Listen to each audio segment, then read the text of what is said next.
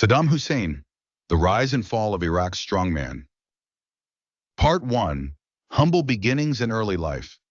Saddam Hussein, one of the most infamous and controversial figures in modern history, was born on April 28, 1937, in the modest village of Al-Awja, situated near the city of Tikrit in northwestern Iraq. This small rural settlement, located some 140 kilometers northwest of Baghdad, was a world away from the bustling streets of the Iraqi capital. Al-Awja was characterized by its harsh environment, simple way of life, and the rugged existence of its people, who depended largely on agriculture and animal husbandry to sustain themselves. It was within this unremarkable setting that the man who would come to dominate Iraq for decades took his first breath, though his early life was anything but ordinary. Saddam's father, Hussein Abdel-Majid, was a poor sheep herder who struggled to make ends meet in the unforgiving rural landscape. His life and role in Saddam's upbringing remain topics of speculation, shrouded in uncertainty and conflicting accounts. Some narratives suggest that Hussein abandoned his family before Saddam was born, leaving his wife Subha Tulfa al-Musallat to raise their children alone. However, other reports indicate that Hussein Abdel-Majid may have died of throat cancer sometime in the winter of 1936 or 1937, around the time of Saddam's birth. This uncertainty about his father's fate added to the difficult circumstances into which Saddam was born. Subha, a woman of considerable strength but deep emotional scars, faced immense challenges following the death or disappearance of her husband. Saddled with grief and poverty, she struggled to provide for her family, a burden that only grew heavier after the loss of her first son, who passed away shortly before Saddam was born. Overwhelmed by these misfortunes, Subha reportedly attempted to terminate her pregnancy, but her efforts were unsuccessful. When Saddam was finally born, her initial reaction was one of detachment and rejection. Accounts suggest that Subha found it difficult to bond with her surviving son, a fact that likely had a profound impact on Saddam's emotional development and his perception of family relationships. Despite these challenges, Subha's background was one of some distinction. Her family, the Tulfas, traced their lineage to Talfa ibn Musallat, a descendant of Emir Omar Bey III of Tikrit, a prominent historical figure who had once governed the region. This connection to an esteemed ancestry would later become a cornerstone of Saddam's identity and political narrative. As an adult, Saddam frequently referenced his Tikriti heritage and familial ties to historical leaders, framing himself as the heir to a legacy of power and authority. Subha eventually remarried, joining her life with that of Ibrahim al-Hassan Muhammad, who became Saddam's stepfather. Through this marriage, Saddam acquired several half-siblings. However, life under Ibrahim's roof was far from harmonious. Ibrahim was a stern and authoritarian figure, known for his harsh disciplinary methods. He frequently subjected Saddam to physical beatings, creating an environment of fear and instability within the household. These traumatic experiences left an indelible mark on Saddam, instilling in him a strong sense of self-reliance and a determination to escape his circumstances. Unable to endure the abusive environment any longer, Saddam made a pivotal decision that would shape the course of his life. As a child, he fled his stepfather's home, seeking refuge with his maternal uncle, Khairallah Talfa, in Baghdad. This move to the bustling capital marked a turning point in Saddam's early life, exposing him to a world of new possibilities and ideas. Khairallah, a prominent nationalist and an early supporter of the Ba'ath Party, became a significant influence on Saddam, introducing him to the political ideologies and aspirations that would later define his career. In Baghdad, Saddam attended the Al-Khar Secondary School, where he began to develop his intellectual abilities. Though not an exceptional student, he demonstrated a level of determination and ambition that set him apart from his peers. The city offered opportunities for education and exposure to political discourse, elements that were absent in the rural confines of Al-Awja. Under Khairallah's guidance, Saddam became acquainted with the ideals of Arab nationalism, anti-imperialism, and the dream of a unified Arab world, concepts that resonated deeply with him and would become central to his political ideology. Despite the opportunities afforded to him in Baghdad, Saddam's early life was marked by struggle and adversity. The combination of his difficult upbringing, his mother's initial rejection, and his stepfather's harsh treatment forged a personality characterized by resilience, ambition, and a profound distrust of others. These traits would serve him well as he navigated the complex and often dangerous world of Iraqi politics in the years to come. Saddam's formative years laid the groundwork for his eventual rise to power. From the rural poverty of Al-Awja to the intellectual and political awakening he experienced in Baghdad, each chapter of his early life contributed to the development of a man who would leave an indelible mark on Iraq and the world. Even in his youth, Saddam demonstrated a unique ability to adapt to his circumstances and leverage the resources at his disposal, qualities that would later propel him to the pinnacle of political power. Part 2. The influences that shaped a future leader. Saddam Hussein's childhood transition to Baghdad was not merely a geographical shift, it was a transformative period that laid the foundation for his ideological and political identity. Living under the roof of his uncle, Khairallah Talfa, a fervent Iraqi nationalist with a deep disdain for foreign interference in Arab affairs, young Saddam absorbed ideas and perspectives that would later become central to his worldview. These formative years introduced him to the complex dynamics of a nation grappling with the vestiges of colonialism, internal divisions, and the search for a unifying identity. Khairallah Talfa was more than a caretaker for Saddam. He was a mentor and a crucial influence. A former officer in the Iraqi army, Khairallah was deeply immersed in the nationalist movements that sought to free Iraq from British influence and promote the unity of Arab nations. His home became a haven for discussions on politics, identity, and independence, exposing Saddam to a world far removed from the rural simplicity of Al-Awja. Khairallah's influence extended beyond rhetoric. He provided Saddam with a sense of purpose and belonging, embedding in him a profound sense of Arab pride and a belief in the potential for Iraq to rise as a regional power. By the time Saddam entered adolescence, Iraq was undergoing significant political and social changes. In 1932, just a few years before his birth, Iraq had been granted nominal independence from Britain under the rule of King Faisal I. However, this independence was superficial at best. British advisors retained significant control over Iraq's military, economy, and especially its lucrative oil industry, which was dominated by the Iraqi Petroleum Company, a British-controlled entity. This arrangement fueled resentment among Iraqis, who viewed the monarchy as complicit in perpetuating foreign exploitation. The lingering presence of British influence created fertile ground for nationalist sentiments to take root, particularly among the younger generation, who yearned for genuine independence and an end to foreign domination.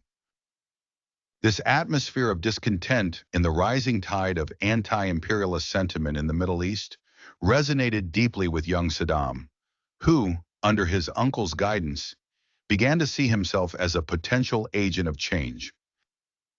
Saddam's education in Baghdad played a pivotal role in his development.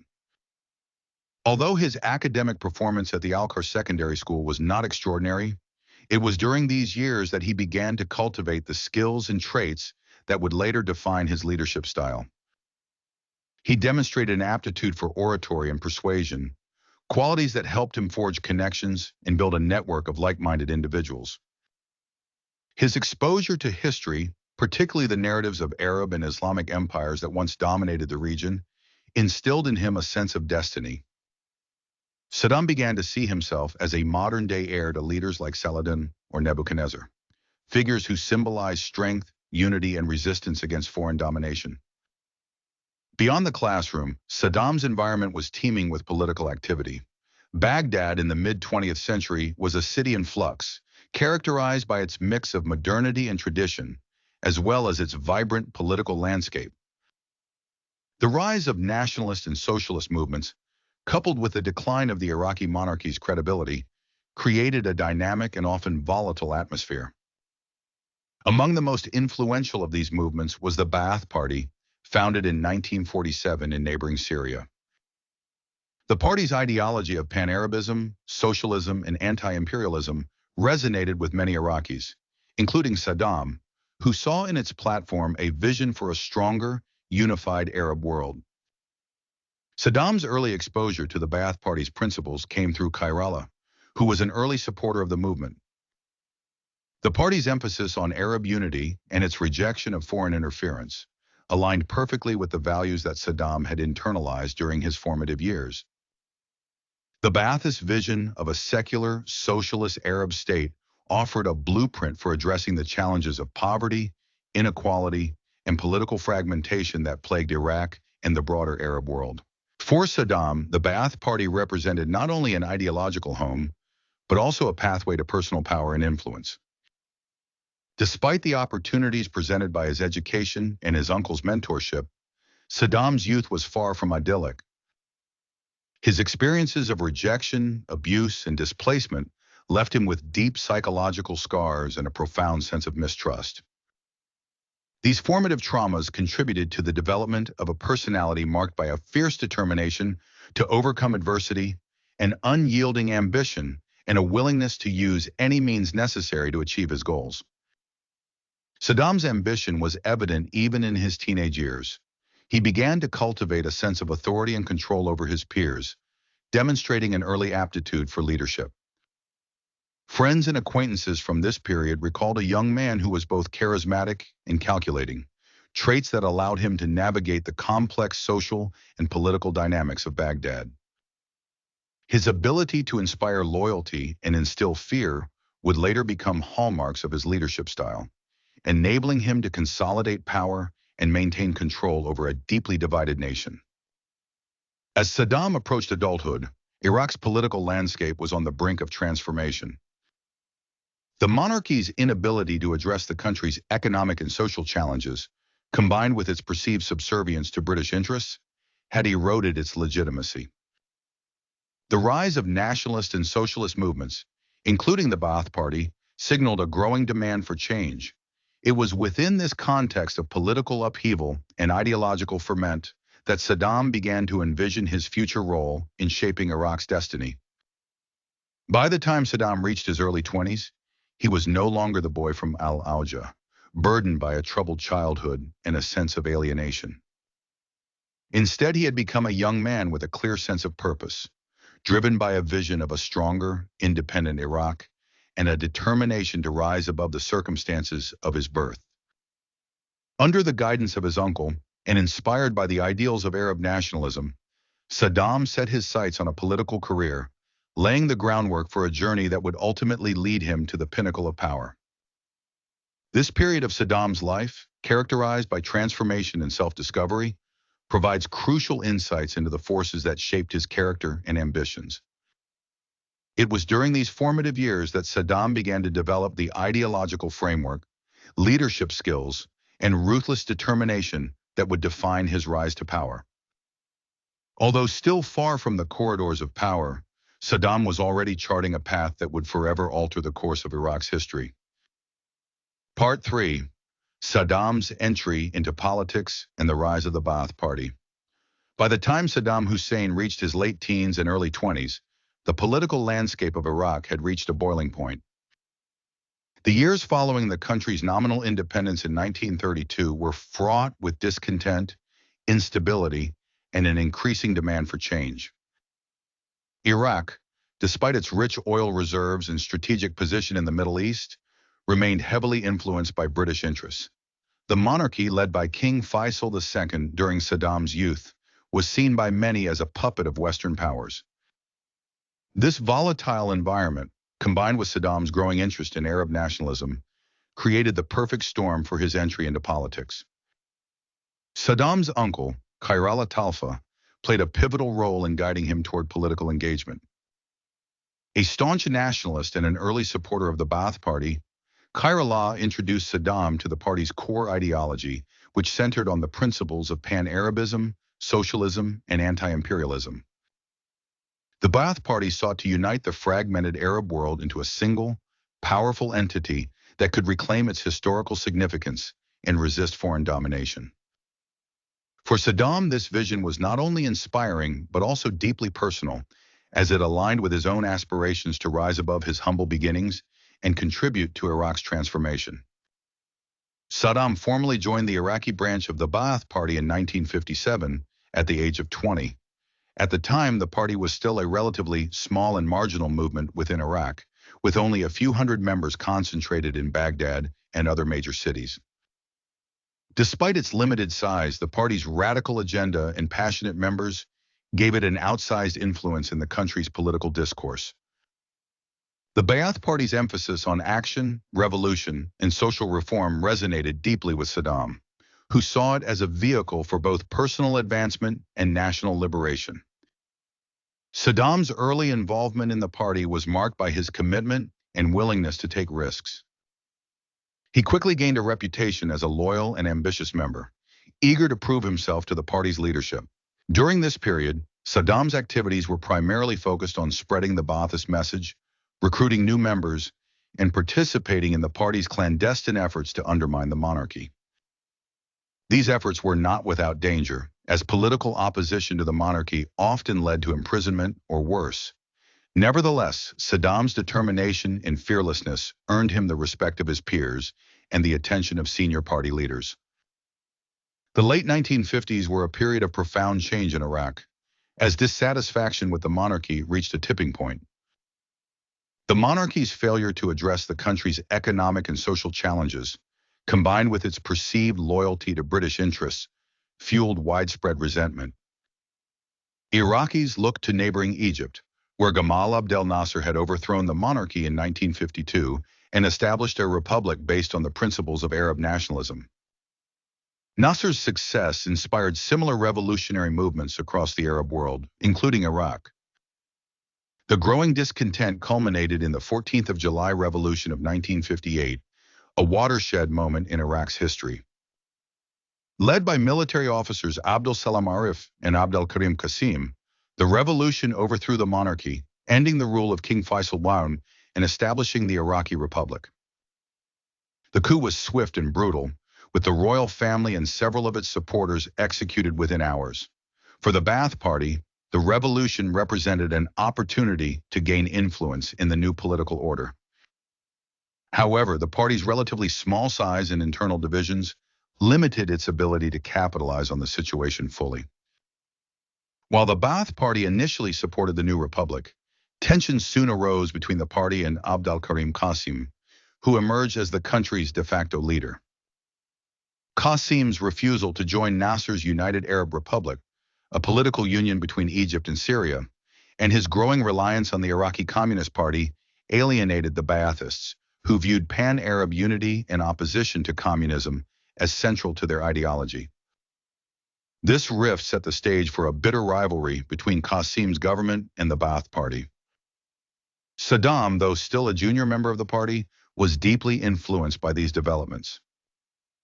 He saw in the Ba'ath Party's opposition to Qasim an opportunity to prove his loyalty and dedication to the cause. In 1959, at the age of 22, Saddam was selected to participate in a daring and highly dangerous operation, the assassination of Abdel Karim Qasim. The plan, orchestrated by the Ba'ath Party leadership, aimed to eliminate Qasim and pave the way for the Ba'athists to seize power. The assassination attempt took place on October 7, 1959, as Qasim's car traveled down Al-Rashid Street in Baghdad. Armed with rifles and machine guns, Saddam and his co-conspirators ambushed the vehicle, firing a hail of bullets.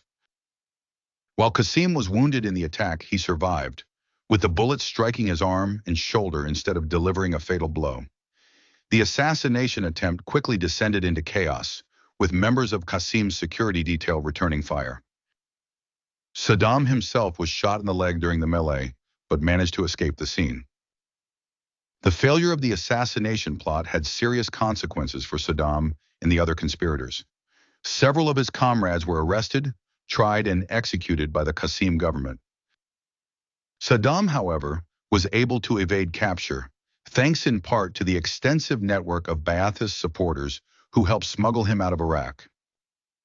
His escape marked the beginning of a period of exile, during which he would continue his political activities and deepen his commitment to the Ba'athist cause. Saddam first fled to Syria, where he found refuge among members of the Syrian branch of the Ba'ath Party.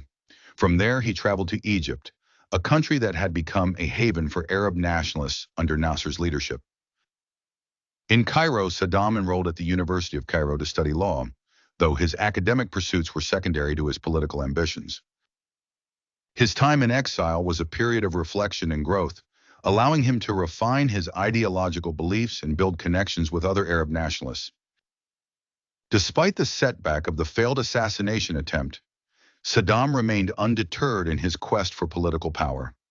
His exile did not diminish his influence within the Ba'ath Party, and he continued to play an active role in the party's efforts to undermine Qasim's regime. By the early 1960s, Saddam had established himself as a rising star within the Ba'athist movement, known for his determination, resourcefulness, and unwavering loyalty to the cause. As the political situation in Iraq continued to evolve, Saddam's moment of opportunity drew closer. The early 1960s saw a series of coups and counter-coups that destabilized the country, creating a power vacuum that the Ba'ath Party sought to fill. In 1963, a military coup known as the Ramadan Revolution overthrew Qasim's government, bringing the Ba'ath Party to power for the first time. Though Saddam was still in exile at the time, he quickly returned to Iraq, eager to play a role in the new regime. The events of this period marked a critical turning point in Saddam's political career. From his early days as a young recruit in the Ba'ath Party to his daring participation in the failed assassination of Qasim, Saddam demonstrated the qualities that would define his rise to power: ambition, resilience, and a willingness to take risks. While the road ahead would be fraught with challenges, Saddam's commitment to the Ba'athist cause and his relentless pursuit of power ensured that his name would soon become synonymous with Iraq's tumultuous history. Part 4. Ascent within the Ba'ath Party and consolidation of power. By the early 1960s, Saddam Hussein had firmly established himself as a rising figure within the Ba'ath Party, demonstrating unwavering loyalty and an unmatched ambition to shape Iraq's political future. His return to Iraq in 1963 following the successful Ramadan Revolution marked a new chapter in his life. The overthrow of Abd al-Karim Qasim by Ba'athists in military forces signaled a fleeting triumph for Saddam's ideological allies, but it also laid bare the internal divisions and challenges that would define Iraq's political landscape in the years to come. The Ramadan Revolution, which took place in February 1963, was a coordinated effort by Ba'athist officers and their allies within the Iraqi military to depose Qasim's government. The coup was brutal and decisive, with Qasim captured and executed shortly after the Ba'athists seized control of Baghdad. The overthrow marked the Ba'ath Party's first taste of political power in Iraq, and for Saddam, it represented a validation of the ideals he had fought for since joining the movement in the late 1950s. Upon his return to Iraq, Saddam wasted no time in re-establishing his presence within the Ba'ath Party. However, his early years back in the country were marked by turbulence and uncertainty.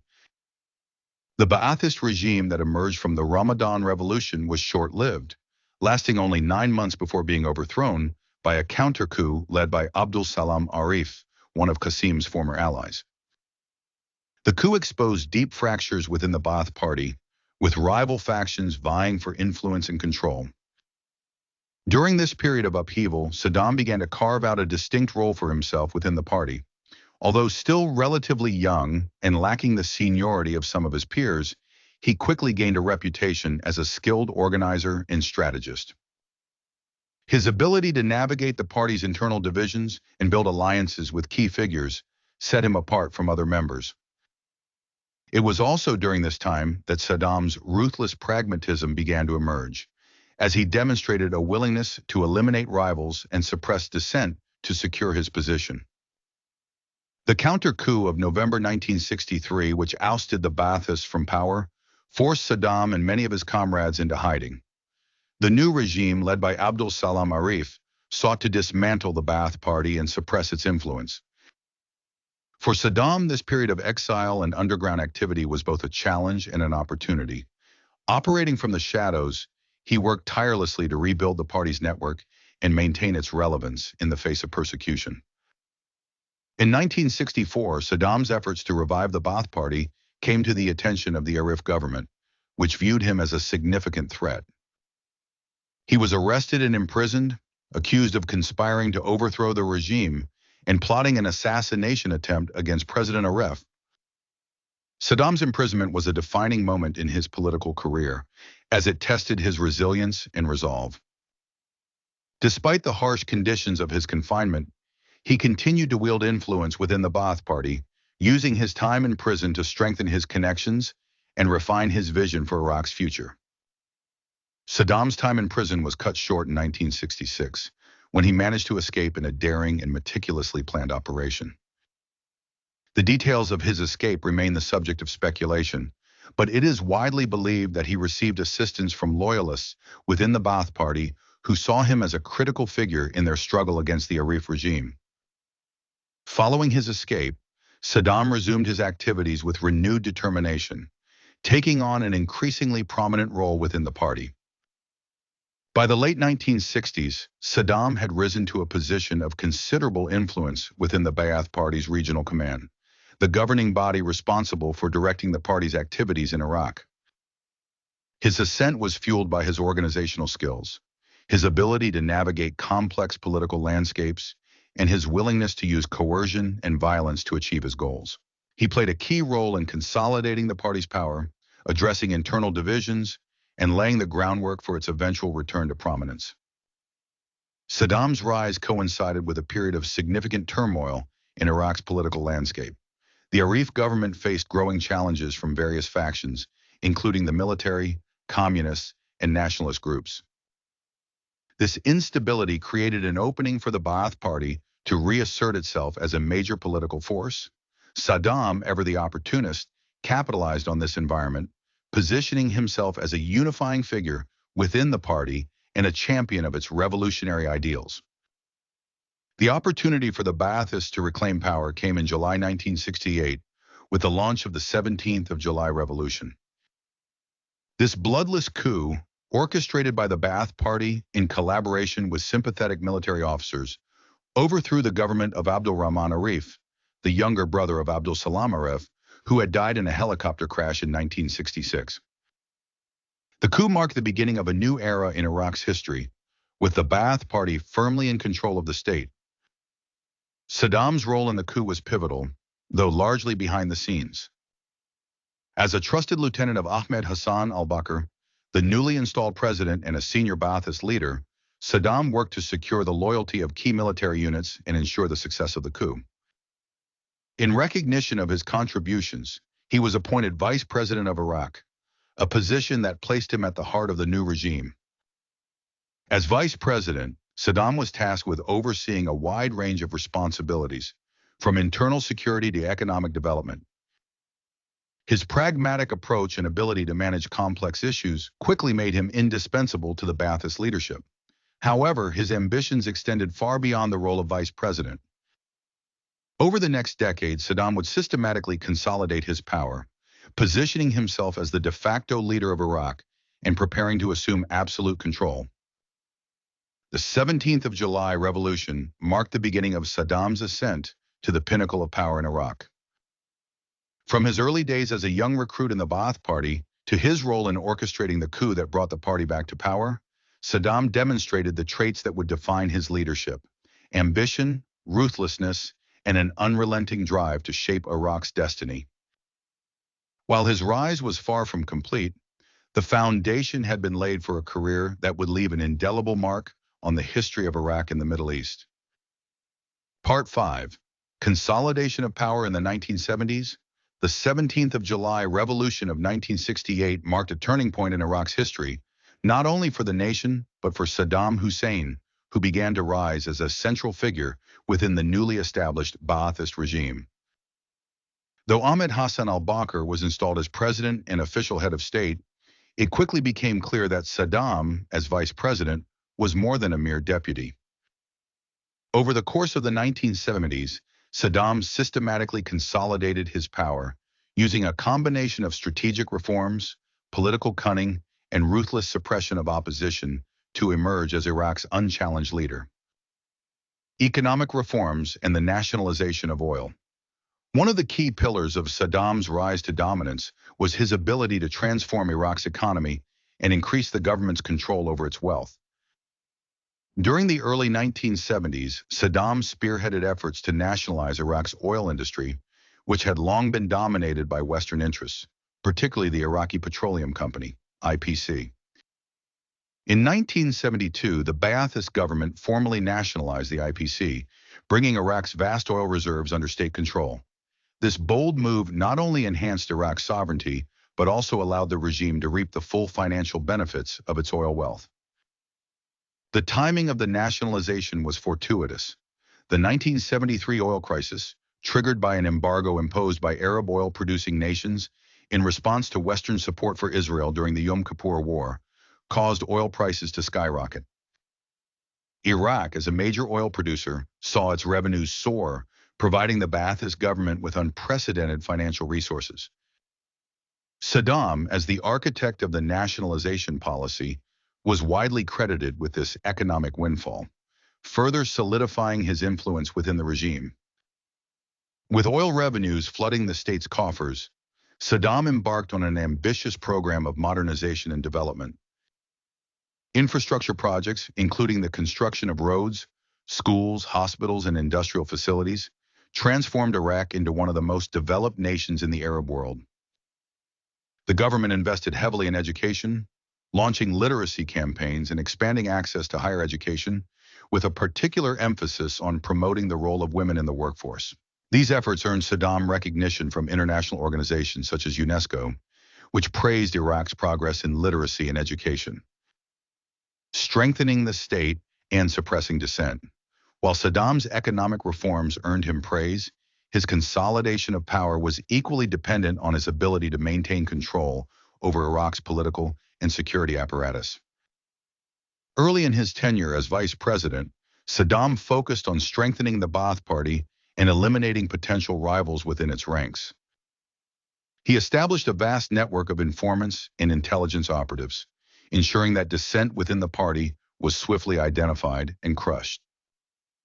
Saddam's most powerful tool in consolidating his authority was the Mukhabarat, Iraq's intelligence service. Under Saddam's direction, the Mukhabarat became one of the most feared institutions in the country, tasked with monitoring, intimidating, and eliminating political opposition. Through arrests, torture, and executions, the Mukhabarat ensured that any threat to Saddam's power was neutralized before it could gain momentum. The use of force was not limited to internal Ba'athist politics. Saddam also targeted other political groups, including the Iraqi Communist Party, which had emerged as a significant rival to the Ba'athists during the 1960s and early 1970s. Through a combination of co-optation and brutal suppression, Saddam dismantled the Communist Party's influence, further consolidating the Ba'athists' dominance over Iraq's political landscape. Cultivating a cult of personality. As Saddam's power grew, so too did his efforts to cultivate a personal image as the savior and unifier of Iraq. He skillfully used propaganda to portray himself as a champion of the Iraqi people and a defender of Arab nationalism. Statues, portraits, and murals of Saddam began to appear in public spaces across the country, while his speeches were broadcast widely to reinforce his image as a strong and visionary leader. Saddam's propaganda machine also sought to link him to Iraq's historical and cultural heritage. He portrayed himself as the modern successor to figures like Nebuchadnezzar, the ancient king of Babylon, and Saladin, the legendary Muslim leader who defeated the Crusaders. By associating himself with these iconic figures, Saddam sought to legitimize his rule and elevate his status in the eyes of the Iraqi people. The Kurdish question and the Algiers Accord. While Saddam focused on consolidating power domestically, he also had to contend with challenges from Iraq's Kurdish minority. The Kurds, concentrated in the northern regions of Iraq, had long sought greater autonomy and recognition of their cultural and political rights. During the early 1970s, tensions between the Ba'athist government and Kurdish leaders, particularly Mustafa Barzani, escalated into armed conflict. In an effort to neutralize the Kurdish insurgency, Saddam pursued a two-pronged strategy of negotiation and repression. In 1970, the Ba'athist government announced a peace plan, offering limited autonomy to the Kurdish region and promising greater representation for Kurds in government institutions. However, these promises were never fully implemented, and hostilities resumed. The turning point in the Kurdish conflict came in 1975 when Saddam negotiated the Algiers Accord with Iran. Under the terms of the agreement, Iraq ceded control of certain territories along the Shatt al-Arab River to Iran in exchange for Tehran's promise to end its support for the Kurdish insurgency. The accord effectively cut off the Kurds' access to Iranian aid, allowing the Ba'athist government to suppress the rebellion and reassert control over northern Iraq. Emerging as the de facto leader. By the late 1970s, Saddam's influence within the Ba'ath Party and the Iraqi government had eclipsed that of President Ahmed Hassan al-Bakr. While al-Bakr remained the official head of state, he increasingly deferred to Saddam on matters of policy and governance. Saddam's growing dominance was formalized in 1976, when he was promoted to the rank of general in the Iraqi army, further consolidating his control over the military. Al-Bakr's declining health and Saddam's growing ambition set the stage for a decisive transfer of power. By 1979, Saddam had positioned himself as the undisputed leader of Iraq, ready to assume the presidency. On July 16, 1979, al-Bakr announced his resignation, citing health reasons, and Saddam officially took over as president of Iraq. The transfer of power was smooth but carefully orchestrated, with Saddam ensuring the loyalty of key military and political figures. The stage is set. Saddam's consolidation of power in the 1970s was marked by a combination of economic modernization, political cunning, and ruthless repression. By the time he assumed the presidency in 1979, Saddam had transformed Iraq into a centralized and authoritarian state, with himself at the center of power. His rise during this period set the stage for the defining events of his rule, from the Iran-Iraq War to his eventual downfall. Part 6. Saddam Hussein assumes absolute power. On July 16, 1979, Saddam Hussein officially assumed the presidency of Iraq, marking the culmination of years of calculated maneuvering, ruthless suppression of rivals, and strategic consolidation of power. While the transfer of authority from President Ahmed Hassan al-Bakr was presented as a peaceful transition driven by al-Bakr's declining health, it was in reality the result of Saddam's behind-the-scenes manipulation. By the time Saddam took over as head of state, his dominance over Iraq's political, military, and intelligence apparatus was absolute. The purge of the Ba'ath Party, Saddam wasted no time solidifying his grip on power. Less than a week after assuming the presidency, he convened a meeting of the Ba'ath Party's senior leadership on July 22, 1979, at the Al-Khuld Hall in Baghdad. The gathering would go down in history as one of the most chilling demonstrations of Saddam's ruthlessness. At the meeting, Saddam announced that he had uncovered a conspiracy within the party, allegedly orchestrated by elements loyal to Syria's Ba'athist government, which sought to undermine Iraq's independence and bring it under Syrian influence. Saddam's accusations were supported by a coerced confession from Muhi Abdul Hussein, a former aide to al-Bakr, who named 68 individuals as co-conspirators. The accused were immediately detained, and over the following days, a series of show trials were held. The outcome of these trials was preordained. 21 senior Ba'athists were executed, and many others were stripped of their positions and expelled from the party. The purge was designed not only to eliminate potential rivals, but also to send a clear message. Dissent, real or perceived, would not be tolerated. The chilling spectacle of the purge cemented Saddam's reputation as a leader who would stop at nothing to maintain control. Establishing a cult of personality, Saddam's rise to power marked the beginning of an era in which his image and persona became inextricably linked with the identity of the Iraqi state. Drawing on techniques employed by dictators such as Stalin and Mao, Saddam developed an elaborate cult of personality to project himself as Iraq's savior, protector, and unifier. Statues, portraits, and murals of Saddam were erected throughout the country, often depicting him in heroic or paternalistic poses. Propaganda campaigns glorified his leadership, portraying him as a descendant of Iraq's ancient rulers, such as Nebuchadnezzar of Babylon, and as a modern-day Saladin, the Muslim leader who had defeated the Crusaders. School curricula, media outlets, and public ceremonies were all mobilized to reinforce Saddam's image as the indispensable leader of Iraq. Saddam also worked to cultivate an aura of mystique and invincibility.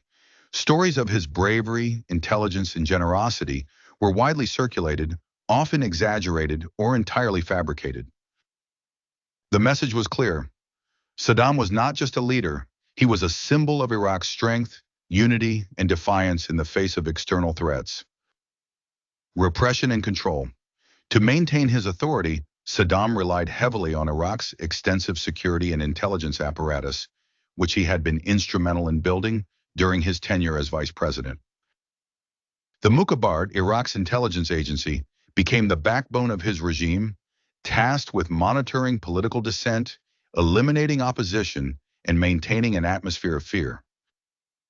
The Mukhabarat operated alongside other security bodies, such as the General Security Directorate and the Popular Army, creating a dense web of surveillance that penetrated every aspect of Iraqi society. Informants were recruited from all walks of life, ensuring that dissent could be identified and crushed before it could pose a serious threat. Arbitrary arrests, torture, and executions became routine under Saddam's rule, with the regime targeting political activists, intellectuals, and suspected dissidents. One of the most notorious tools of Saddam's repression was the use of collective punishment. Entire families and communities were targeted if a single member was accused of opposing the regime. These measures, while brutal, were effective in deterring resistance and consolidating Saddam's grip on power. Economic ambitions and social programs. Despite his heavy-handed tactics, Saddam also sought to position himself as a reformer and modernizer. Iraq's oil wealth, which had been nationalized in the early 1970s, provided the financial resources needed to implement ambitious development programs. Under Saddam's leadership, the government invested heavily in infrastructure, education, and healthcare, transforming Iraq into one of the most developed nations in the Arab world. Saddam placed particular emphasis on education, launching nationwide literacy campaigns and expanding access to schools and universities. Women were encouraged to participate in the workforce, and significant strides were made in improving public health.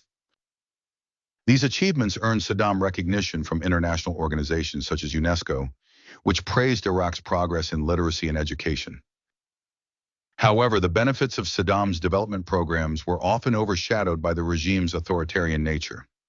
Economic modernization was used not only to improve living standards, but also to reinforce state control over society. Public works projects, for example, were often named after Saddam or accompanied by propaganda extolling his leadership, further entrenching his cult of personality. Foreign policy and regional ambitions. Saddam's consolidation of power also had significant implications for Iraq's foreign policy. As president, Saddam sought to position Iraq as a leading power in the Arab world, capable of challenging both Western influence and regional rivals. His rhetoric emphasized Arab unity, anti-imperialism, and resistance to Zionism, themes that resonated deeply in a region grappling with the aftermath of the Six-Day War and the ongoing conflict with Israel. Saddam's regional ambitions were exemplified by his efforts to strengthen Iraq's military. With oil revenues funding a massive arms buildup, Iraq emerged as one of the most militarized nations in the Middle East by the late 1970s. This military expansion reflected Saddam's desire not only to deter external threats, but also to project Iraq's power on the regional stage. The road ahead. By the end of the 1970s, Saddam Hussein had firmly established himself as the most powerful man in Iraq. His ascent to the presidency marked the beginning of a new era, one characterized by rapid modernization, brutal repression, and ambitious attempts to position Iraq as a regional leader. However, the very methods that enabled Saddam to consolidate power, his reliance on fear, propaganda, and military strength, also set the stage for the challenges and conflicts that would define his rule in the decades to come. Part 7. Early years of Saddam's presidency and prelude to war. The early years of Saddam Hussein's presidency, following his assumption of power in 1979, were defined by an ambitious agenda of modernization, a relentless campaign of repression, and the seeds of conflict that would soon engulf Iraq in one of the most devastating wars of the 20th century. While Saddam projected an image of a visionary leader transforming Iraq into a regional power, his policies and actions during this period laid the groundwork for instability, both domestically and internationally. A vision for modernization.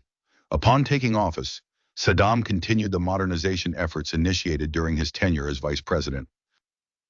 Armed with substantial oil revenues generated from Iraq's nationalized oil industry, Saddam's government embarked on an ambitious program of economic and social development. Infrastructure projects, such as the construction of highways, bridges, and irrigation systems, were prioritized to support Iraq's burgeoning industrial and agricultural sectors. Saddam viewed education as a cornerstone of Iraq's modernization, investing heavily in schools, universities, and vocational training centers.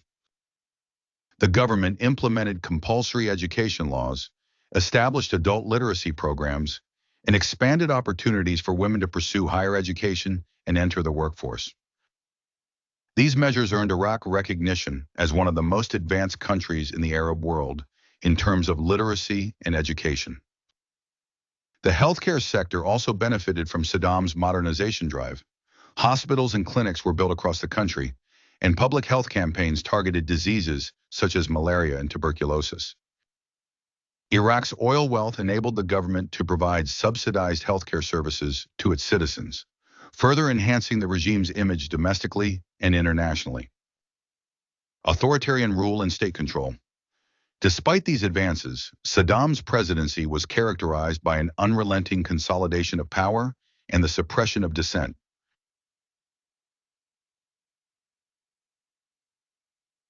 The Mukhabarat, Iraq's intelligence agency, became synonymous with fear, employing tactics such as surveillance, torture, and extrajudicial killings to maintain the regime's dominance.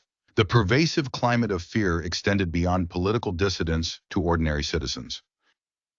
Informants operated in schools, workplaces, and neighborhoods, ensuring that any hint of opposition was swiftly reported and dealt with. Saddam's government also employed collective punishment against families and communities associated with suspected dissidents, further reinforcing the message that loyalty to the regime was non-negotiable. Saddam's authoritarianism extended to the media and cultural life. The state tightly controlled newspapers, radio, and television, using them as tools of propaganda to glorify Saddam's leadership and reinforce his cult of personality. Art, literature, and music were similarly co-opted to promote the regime's narrative, leaving little room for independent expression. Ethnic and sectarian repression. While Saddam sought to present himself as a unifying figure for Iraq, his policies often deepened the country's ethnic and sectarian divisions. Iraq's population was and remains highly diverse, comprising Sunni Arabs, Shia Arabs, Kurds, and other minority groups. Saddam, a Sunni Arab, disproportionately favored members of his own sect and tribe in government appointments and military promotions, alienating the Shia majority and the Kurdish minority. The Kurdish population, concentrated in northern Iraq, posed a particular challenge to Saddam's vision of a centralized Arab-dominated state. Kurdish leaders, such as Mustafa Barzani, had long sought greater autonomy, and their demands often escalated into armed uprisings. Saddam responded with a mix of repression and negotiation, offering limited concessions while using military force to suppress dissent. The Algiers Accord of 1975, in which Iraq and Iran agreed to cease support for each other's insurgent groups, temporarily weakened the Kurdish resistance, but tensions persisted. Saddam's relationship with Iraq's Shia population was equally fraught. While the Shia constituted the majority of Iraq's population, they were historically marginalized by the Sunni-dominated political elite. Saddam's regime continued this pattern, viewing Shia political movements, such as the Dawa Party, as existential threats. Repressive measures against Shia clerics and activists became more frequent during Saddam's presidency, sowing the seeds of future unrest. Regional tensions and the shadow of revolution. Saddam's early presidency coincided with a period of profound upheaval in the Middle East, most notably the Iranian Revolution of 1979. The revolution, which overthrew the Western-backed Shah of Iran and established an Islamic republic under Ayatollah Ruhollah Khomeini, sent shockwaves across the region. Khomeini's vision of a Shia theocracy and his calls for the export of Islamic revolution posed a direct challenge to Saddam's secular Ba'athist regime. Saddam viewed the Iranian Revolution with alarm, fearing that Khomeini's ideology would inspire Iraq's Shia population to rise against his government. These fears were not unfounded. Khomeini actively sought to undermine Saddam's regime by supporting Shia dissidents in Iraq. The Ba'athist government responded with a crackdown on Shia political organizations, arresting and executing prominent activists, including Mohammed Bakir al-Sadr, a leading Shia cleric.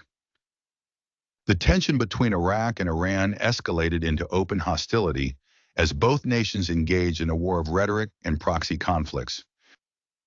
Saddam sought to position himself as a defender of Arab nationalism against Persian influence, accusing Iran of meddling in Iraq's internal affairs and threatening regional stability.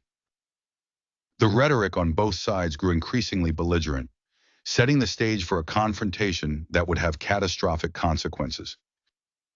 Militarization and ambitions of dominance. In preparation for a potential conflict with Iran, Saddam embarked on a massive military buildup during the late 1970s. Using Iraq's oil wealth, he expanded the country's armed forces, acquiring advanced weaponry from the Soviet Union, France, and other international suppliers. By 1980, Iraq possessed one of the largest and most modern militaries in the Middle East, a testament to Saddam's ambitions for regional dominance. Saddam's confidence in Iraq's military capabilities led him to believe that a conflict with Iran could be both swift and decisive. He saw the Iranian Revolution as an opportunity to weaken a historically powerful neighbor that was now in the throes of political and social turmoil. Saddam's strategic calculations were rooted in the belief that Iraq could exploit Iran's instability to assert its dominance over the Persian Gulf and secure territorial and economic gains. The path to war. The deteriorating relationship between Iraq and Iran reached a breaking point in September 1980, when Saddam ordered Iraqi forces to invade Iran. The stated justification for the invasion was to reclaim the Shatt al-Arab waterway, a vital economic and strategic resource that had been a long-standing point of contention between the two countries. However, the broader goal was to topple Khomeini's regime and position Iraq as the preeminent power in the region. The decision to go to war would have far-reaching consequences for Iraq, Iran, and the entire Middle East.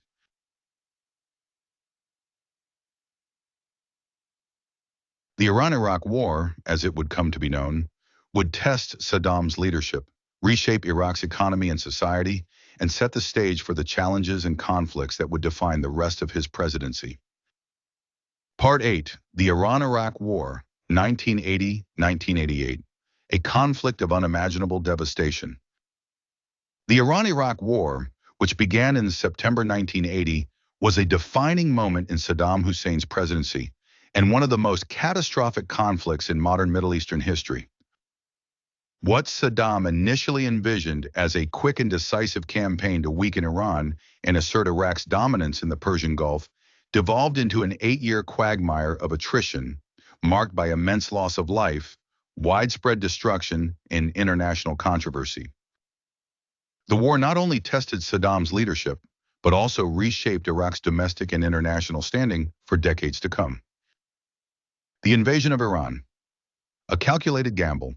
On September 22, 1980, Saddam Hussein ordered Iraqi forces to launch a full-scale invasion of Iran, citing long-standing territorial disputes and accusing the Iranian government of fomenting unrest among Iraq's Shia population. At the heart of the conflict was the Shatt al-Arab waterway, a critical economic and strategic resource that formed part of the Iraq-Iran border. Although Iraq and Iran had agreed to share control of the waterway under the Algiers Accord of 1975, Saddam sought to overturn the agreement, claiming full sovereignty over the region. Saddam also aimed to exploit the perceived weakness of post-revolutionary Iran, which was grappling with political chaos following the 1979 overthrow of the Shah and the establishment of an Islamic republic under Ayatollah Ruhollah Khomeini. Convinced that Iran's military and political instability presented a unique opportunity, Saddam hoped to deliver a swift victory, cripple Iran's ability to challenge Iraq, and establish himself as the preeminent leader of the Arab world. Initial gains in the stalemate. In the early months of the war, Iraq achieved several tactical successes, capturing key Iranian territories, including the cities of Khorramshahr and parts of Ahvaz. These victories fueled Saddam's confidence and bolstered his image as a strong and decisive leader. However, the tide of the war began to shift by mid-1981 as Iran regrouped and launched a series of counteroffensives. The Iranian military, despite its initial disarray, managed to halt the Iraqi advance and reclaim significant portions of its territory. By 1982, the war had reached a stalemate, with neither side able to secure a decisive victory. The conflict devolved into a protracted and brutal war of attrition, characterized by trench warfare, massive artillery bombardments, and frequent offensives that yielded little strategic gain. Saddam's hopes for a quick resolution were dashed, and Iraq found itself locked in a costly and grinding conflict that strained its resources and morale. The use of chemical weapons. As the war dragged on, Saddam resorted to increasingly desperate measures to gain an advantage. One of the most controversial aspects of the conflict was Iraq's use of chemical weapons, including mustard gas and sarin, against both Iranian forces and civilian populations. These weapons were used extensively during key battles, such as the Battle of Al-Fal, and against Kurdish communities in northern Iraq, whom Saddam accused of collaborating with Iran. The use of chemical weapons not only violated international law, but also drew widespread condemnation. However, Saddam's regime faced limited repercussions at the time, as many Western governments, particularly the United States and European nations, viewed Iraq as a bulwark against the spread of Iranian revolutionary ideology. This tacit support allowed Saddam to continue his chemical weapons program with little interference. Economic strain and international aid. The Iran-Iraq war placed an enormous strain on Iraq's economy. The costs of maintaining a large military force, coupled with the destruction of infrastructure and oil facilities, led to a significant financial crisis. To sustain the war effort, Saddam borrowed heavily from neighboring Arab states, including Saudi Arabia and Kuwait, and received military and logistical support from countries such as the United States, France, and the Soviet Union. Despite this external assistance, Iraq's financial position became increasingly precarious. Oil exports, the backbone of Iraq's economy, were severely disrupted by Iranian attacks on shipping routes in the Persian Gulf, leading to a sharp decline in revenue. The government implemented austerity measures and rationing programs to manage the economic impact, but these efforts were insufficient to address the growing fiscal crisis. The human cost. The human toll of the Iran-Iraq war was staggering. Over the course of 8 years, an estimated 1 million people were killed, with countless more wounded or displaced. The war saw extensive use of child soldiers, particularly by Iran, which mobilized thousands of young boys to fight on the front lines. Both sides engaged in brutal tactics, including mass executions of prisoners of war and attacks on civilian populations. In Iraq, the war created a pervasive atmosphere of fear and militarization. The government implemented a mandatory conscription policy, drafting hundreds of thousands of young men to serve in the armed forces. Families were torn apart as fathers, sons, and brothers were sent to the front lines, often with little training or preparation. The psychological scars of the conflict would linger long after the fighting ended, leaving a generation traumatized by the horrors of war. The road to ceasefire. By the mid-1980s, both Iraq and Iran were exhausted by the conflict, yet neither side was willing to concede defeat. The stalemate persisted, punctuated by periodic offensives that resulted in heavy casualties but little territorial change. The situation began to shift in 1987, when international pressure and mediation efforts by the United Nations gained momentum. In 1988, after years of fruitless fighting, Iran and Iraq agreed to a ceasefire brokered by the UN. The war officially ended on August 20, 1988, with the signing of UN Security Council Resolution 298. The terms of the ceasefire largely restored the pre-war status quo, with neither side achieving its objectives. For Saddam, the end of the war was a bitter pill to swallow. While he claimed victory, the reality was that Iraq had suffered enormous losses without securing any significant gains. Aftermath and fallout. The Iran-Iraq War left Iraq economically devastated and politically isolated. The massive debts incurred during the conflict, particularly to Kuwait and Saudi Arabia, became a source of tension that would later lead to further conflict. Domestically, Saddam faced growing discontent from a war-weary population and internal divisions within the Ba'ath Party. Despite these challenges, Saddam emerged from the war determined to maintain his grip on power. He intensified his efforts to suppress dissent, targeting Kurdish communities in northern Iraq with renewed brutality. The Al-Anfal campaign, conducted in the final months of the war, resulted in the death of tens of thousands of Kurds and the displacement of entire communities, further cementing Saddam's reputation as a ruthless and oppressive leader. The Iran-Iraq War marked a turning point in Saddam's presidency, exposing the limits of his military ambitions and the vulnerabilities of his regime. While he survived the conflict, the costs, both human and economic, would haunt Iraq for years to come, setting the stage for the next chapter of Saddam's rule and the conflicts that would ultimately lead to his downfall. Part 9. The Invasion of Kuwait and the Gulf War, 1990-1991. The aftermath of the Iran-Iraq War left Iraq in a precarious position. The 8-year conflict had devastated the country's economy, leaving it burdened with massive debts, particularly to Kuwait and Saudi Arabia, both of which had provided significant financial support to Iraq during the war.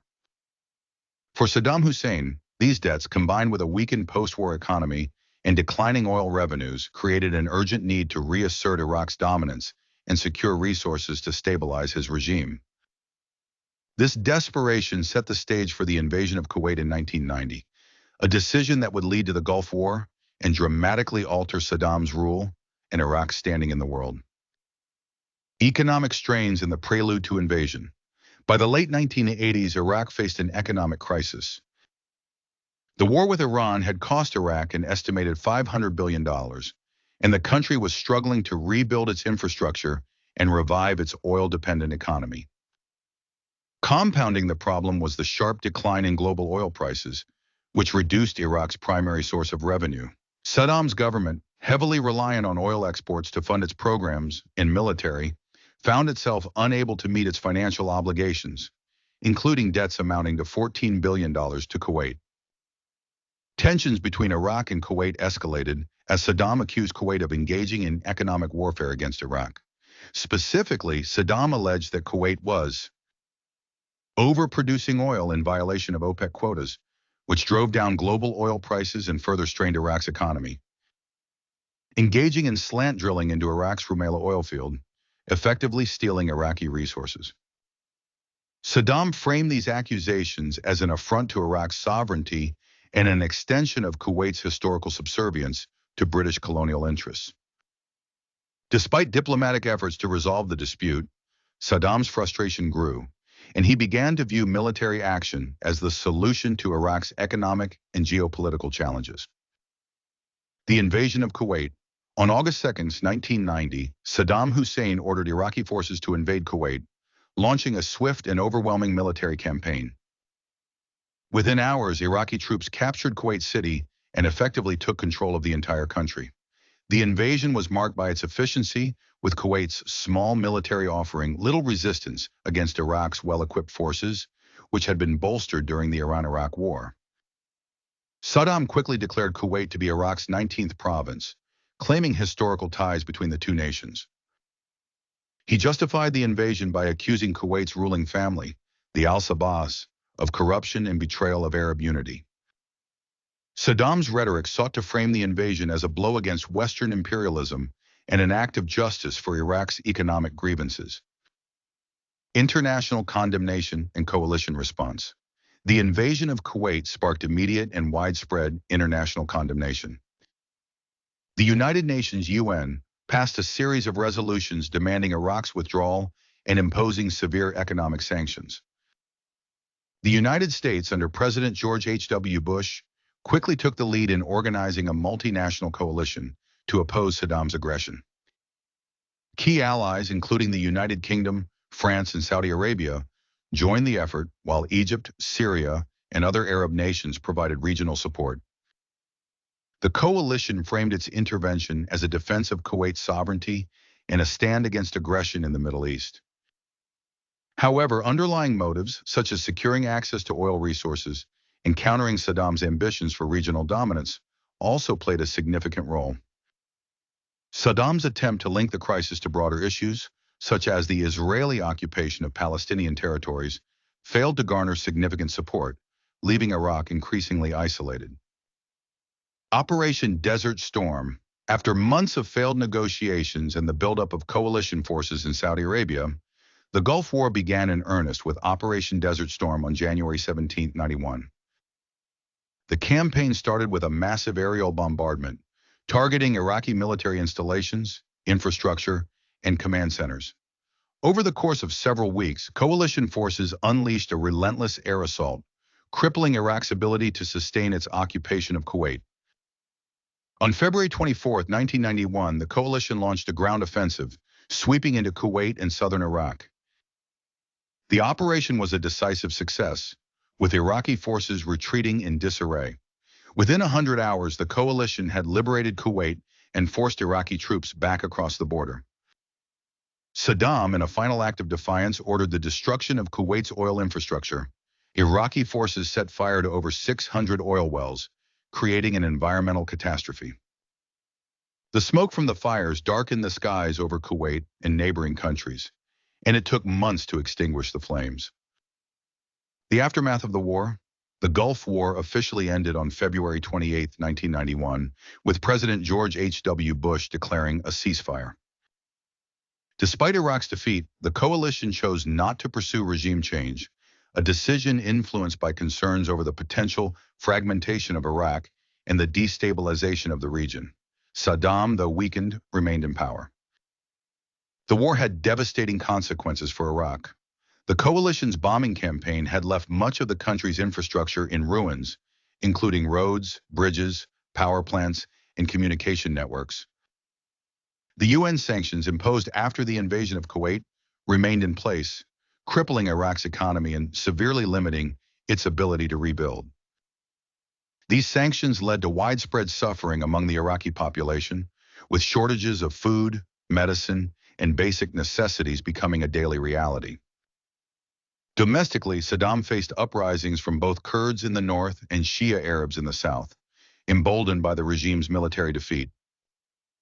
These rebellions, however, were brutally suppressed by Saddam's forces, with thousands killed and entire communities displaced.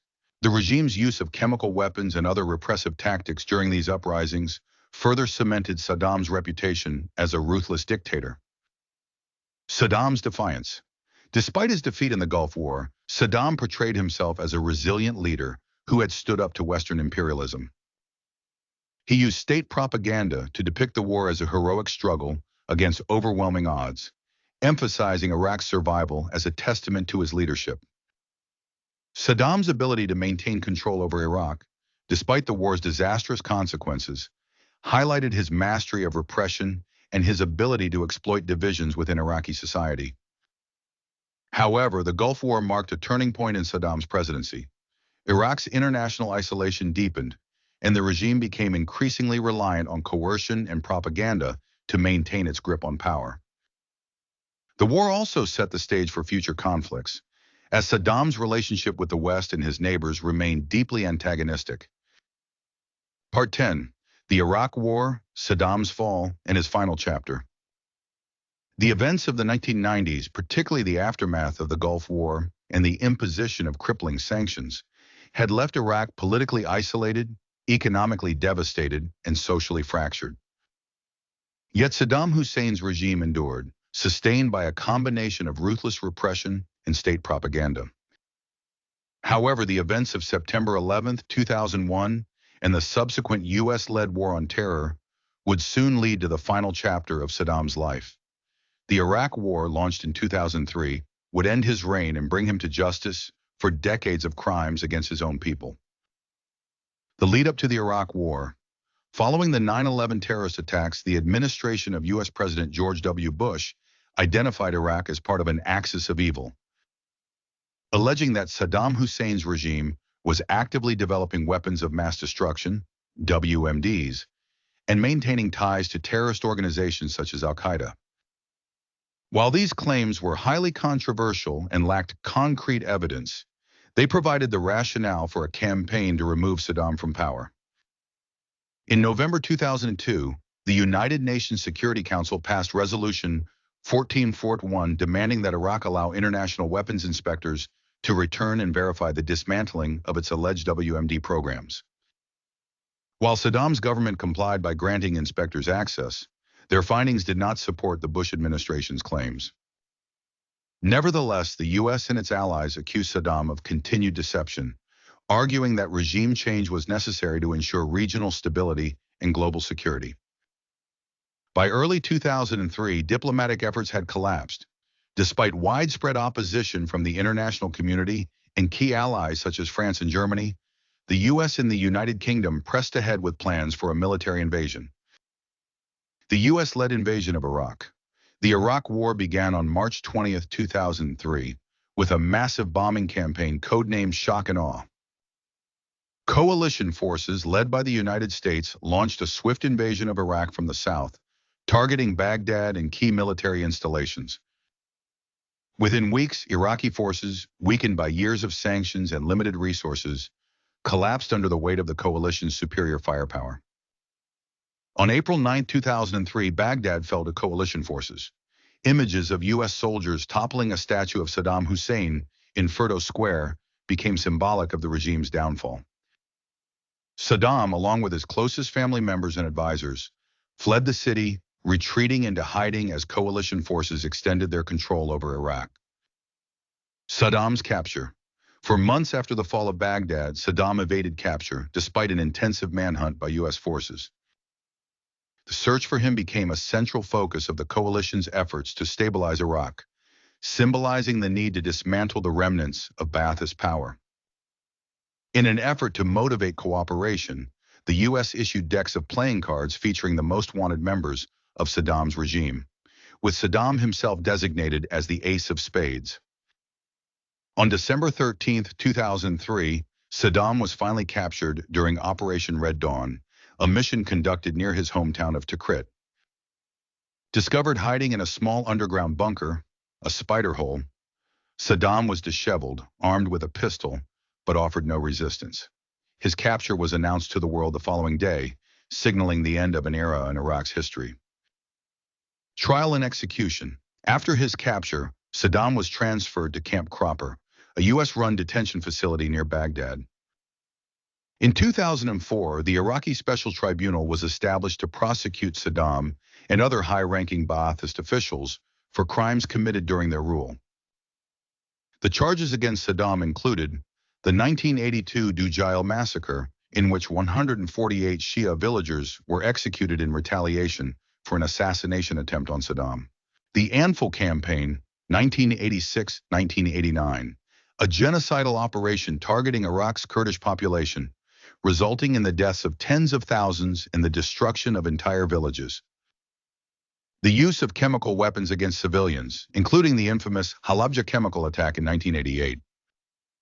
Saddam's trial began on October 19, 2005, and was marked by frequent disruptions. Saddam refused to recognize the legitimacy of the court, claiming it was a tool of the U.S. occupation.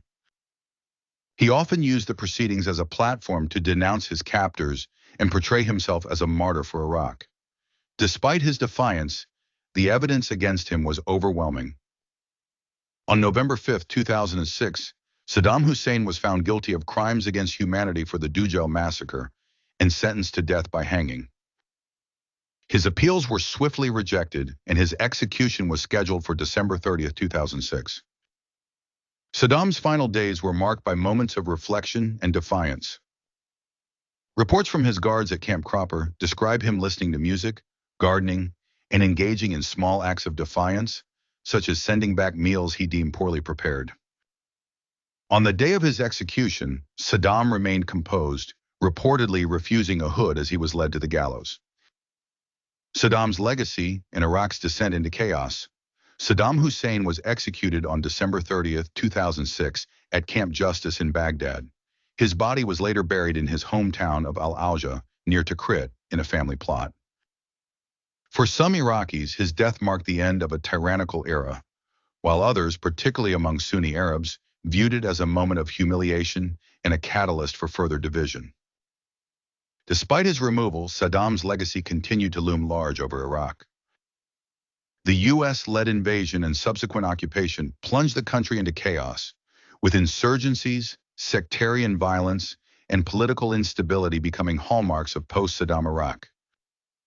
The dismantling of the Ba'ath Party and the disbanding of Iraq's military created a power vacuum that was quickly filled by militias, terrorist organizations, and rival factions. The most significant consequence of Saddam's removal was the rise of sectarian divisions between Iraq's Sunni and Shia communities. The Shia-dominated government that emerged after Saddam's fall alienated the Sunni minority, many of whom had benefited under Saddam's rule. This disenfranchisement fueled the rise of extremist groups, most notably the Islamic State of Iraq and Syria, ISIS, which capitalized on Iraq's instability to seize control of large swaths of territory in the mid-2010s. Conclusion: Saddam Hussein's life and rule were emblematic of the complexities and contradictions of modern Iraq. A leader who rose from humble beginnings to wield absolute power, Saddam's regime was marked by ambition, brutality, and an unrelenting drive to reshape Iraq and the Arab world. His downfall, while celebrated by many, exposed the deep divisions and systemic weaknesses within Iraq, leaving a nation struggling to recover from decades of dictatorship, war, and sanctions. The legacy of Saddam Hussein remains a contentious and polarizing subject. For some, he was a symbol of Iraqi sovereignty and resistance to foreign domination. For others, he was a tyrant whose actions brought untold suffering to his people and destabilized the region.